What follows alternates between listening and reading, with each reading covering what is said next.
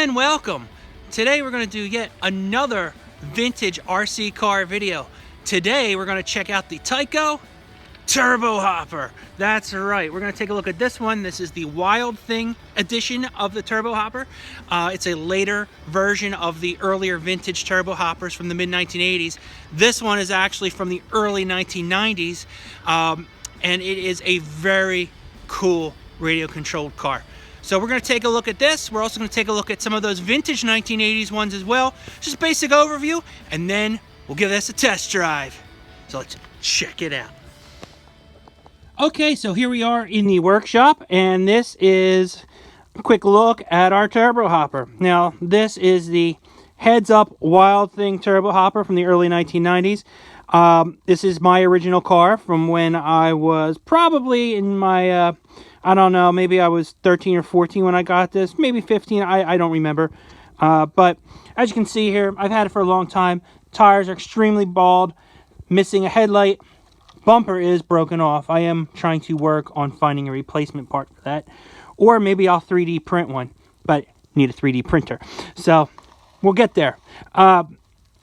Pretty nice looking car. As you can see, early 90s. Very into the neon colors. We have the hot pink, fluorescent orange, and this almost glowing neon yellow. But it does not glow. But it looks like it does. And as you can see here, we got the knobby tires in the back. Pretty nice. There are some modifications to this just cosmetically. These numbers, 67, I put all of those on the car. Oh, and then I just broke it further. Oh boy. So, something to fix. There's 67 here, I put that there. And 67 there, I put that there. And, wow. Yeah, I'm having a feeling that that was probably glued a long time ago and I forgot about it. And I just bumped it off. So I am going to have to fix that another time. But let's continue. Okay, so before we go any further, I glued this back on. I used Gorilla Glue. This is great stuff. It really is. It fixes a lot.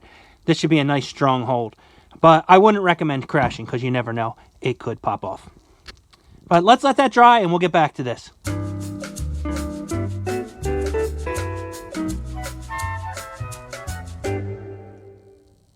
Okay, so it's the next day. We're back here, and as you can see, the headlight is now firmly glued back on. So as long as I don't hit anything directly when I crash right on this, it should last a long time. But, you know, like I said the other day when I started filming this video, this car really has been through the war. It's pretty beat, but it runs perfectly. So, you know, I pointed out some of the imperfections previously, but something I forgot here was, check this out.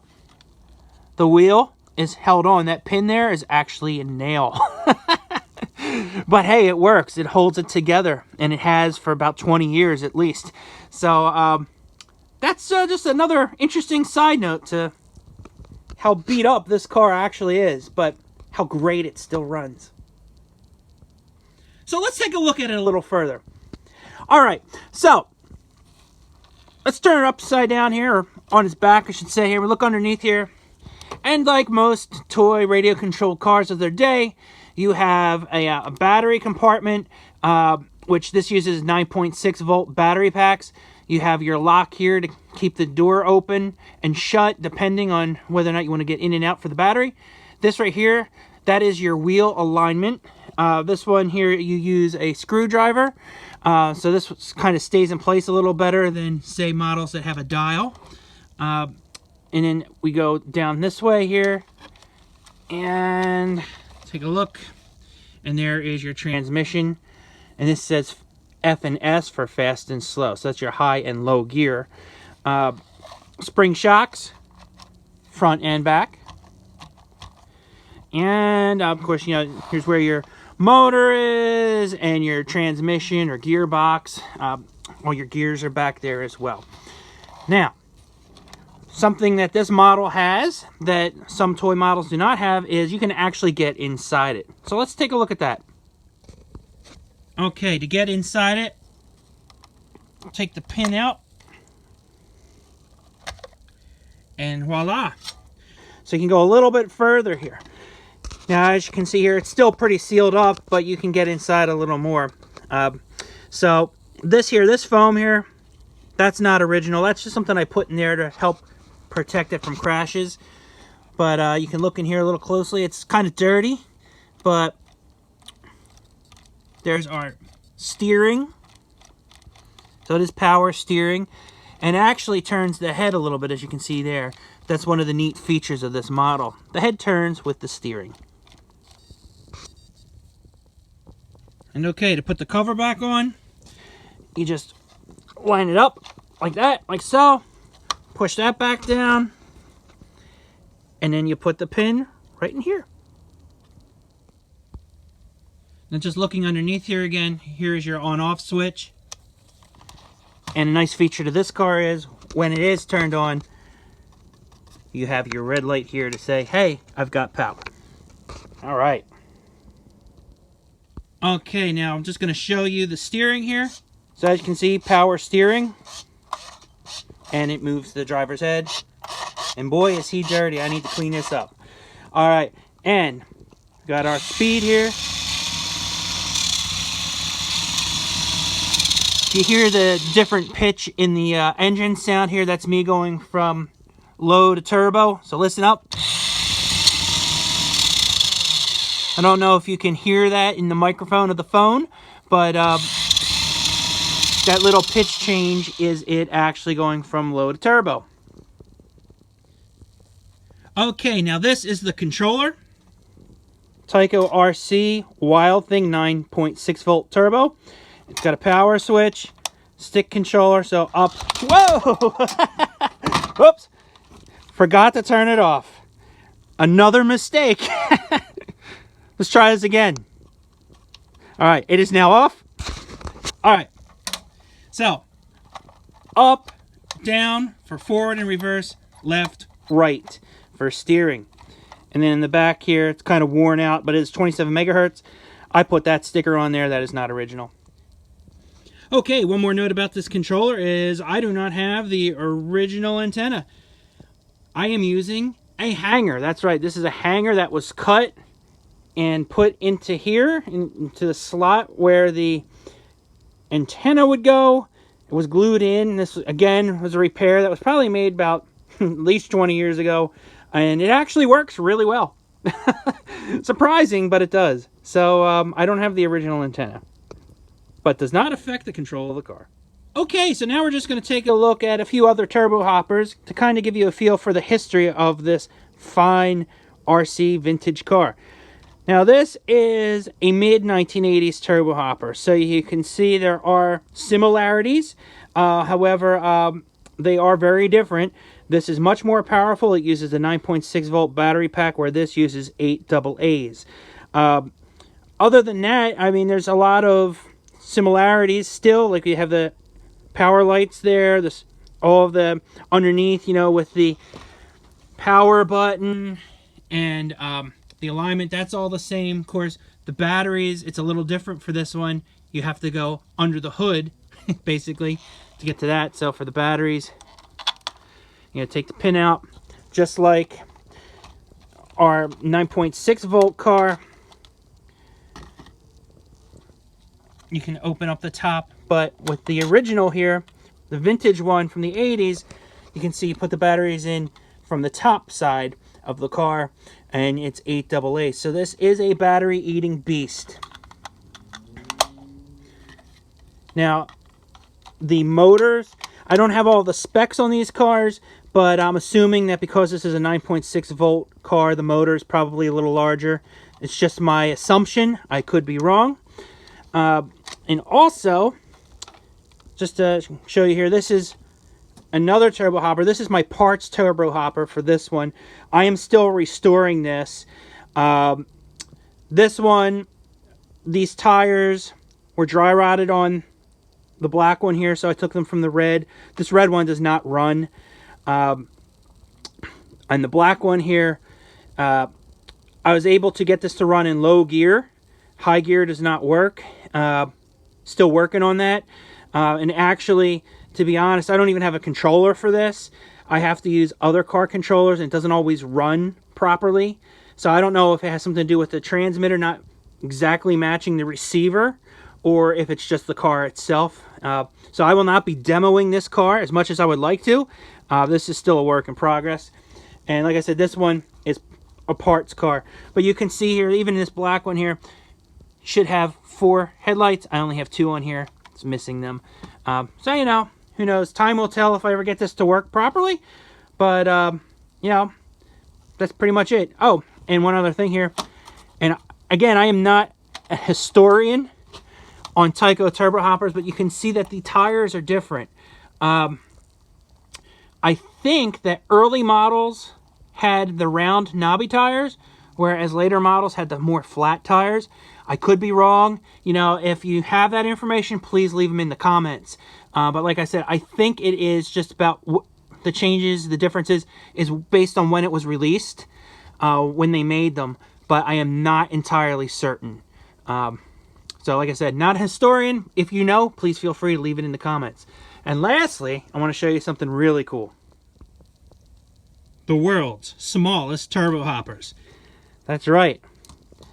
Almost identical to the real thing in terms of cosmetics, but these are actually Tyco turbo hoppers meant for slot car racing from the Turbo Hopper slot car set.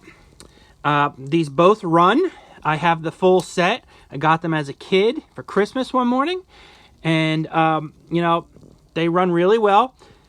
The set had cardboard mountains and plastic boulders and lots of rolling hills and everything. It's really cool. And I still have it. I have all of it. So who knows? Perhaps another video someday. Time will tell. All right, and one last thing concerning the slot cars of the Turbo Hoppers is this is an image of what the original box looked like. I pulled this off the internet. I do not have the original box anymore, but it gives you a good idea of what was included. So there you have it on those slot cars. Let's take a look at the RC again. Okay, and one last thing I want to just show you here is the battery charger here. So this is a Tyco RC 4-hour quick charger. I believe this came with the car when I got it.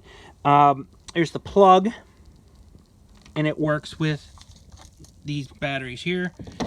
These are Tyco 9.6 volt NiCad battery packs. These are original. Now, they did not come with the stickers or this tape on here.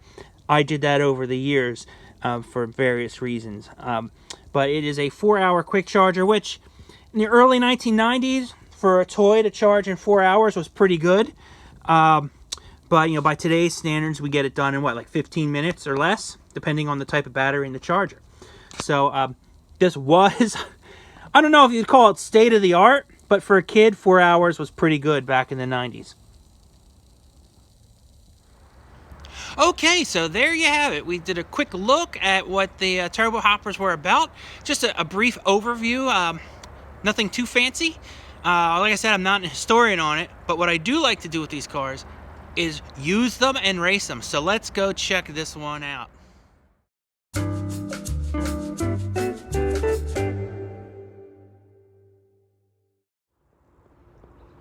Okay, it's a Saturday morning, and this is the first chance I've had to test out our turbo hopper. This has not been run in quite a few years, so today we're going to check it out. First, we're going to do it in the backyard here, and we're going to give it kind of an off-road feel. We'll try it out in low gear, and then we'll take it to a parking lot and we'll run it in high gear, which with Tyco it is slow and fast. I'm so used to saying low and high, but it's actually on their gearbox, their transmission, it's an S and an F for slow and fast. So slow gear in the yard, fast gear in the parking lot. So let's check it out.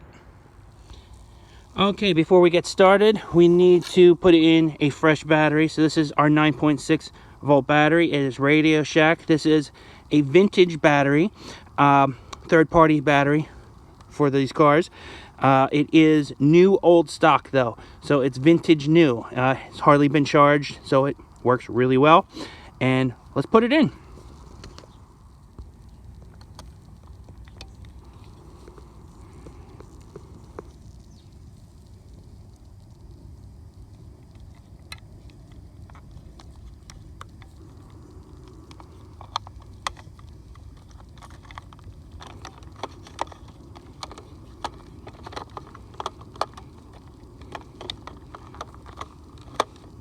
kind of hard doing this one-handed. It's really not that difficult to put these batteries in.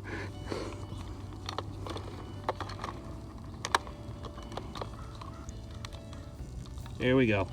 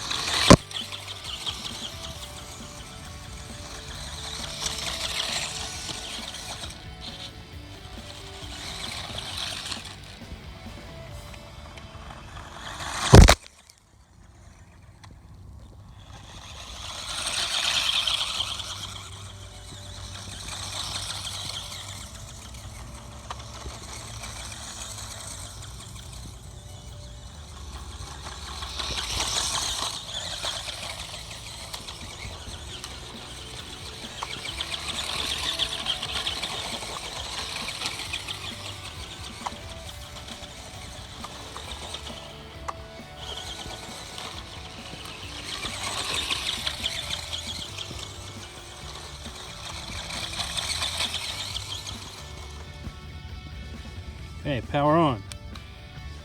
Light is good. Let's move this to fast gear. All right, let's go.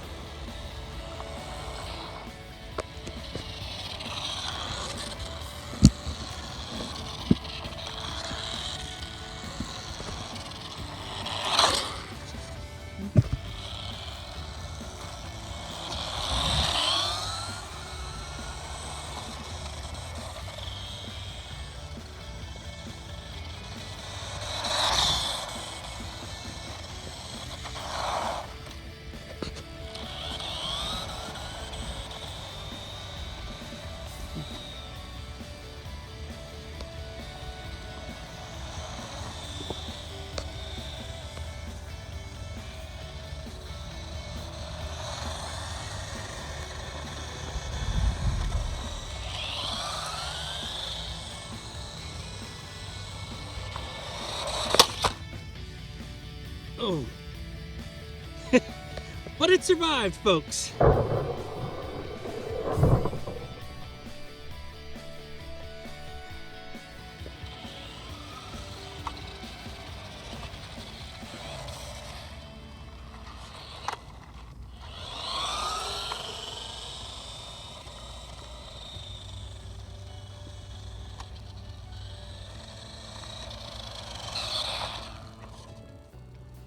Okay, so there you have it. We just concluded running our Tyco Turbo Hopper. We did it in high gear out in the parking lot, and it is very fast. We did it in low gear in the yard off-road, and that was very fast as well. But like I said before, with I'm so used to saying high and low gears. With Tyco, it's fast and slow gear. But you know, there are lots of different turbo hoppers out there. We covered pretty much just this Heads Up Wild Thing version of the turbo hopper, but over the years, from the mid-1980s through the 1990s, they had various different versions of this car, from the original ones, the red and black ones, to there was even like a super one, I think, and they had one in white. They had these in black and yellow. You know, they had all different versions. They even had mini turbo hoppers, which were smaller RC cars. And of course, we have the slot cars that we took a brief quick look at in this video, which resembled the turbo hoppers, but they were not radio controlled. So there's all different versions of Tyco turbo hoppers.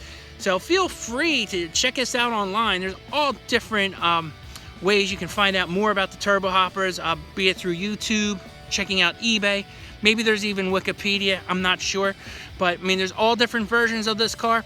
We only really covered the originals just to take a quick look at them, the slot cars, and then this later model here, this Heads Up Wild Thing turbo hopper, which mine, again, pretty banged up, but it still works fantastic. And that's a testament to how well this car was built. So, with that said, we'll see you soon. Have a good day.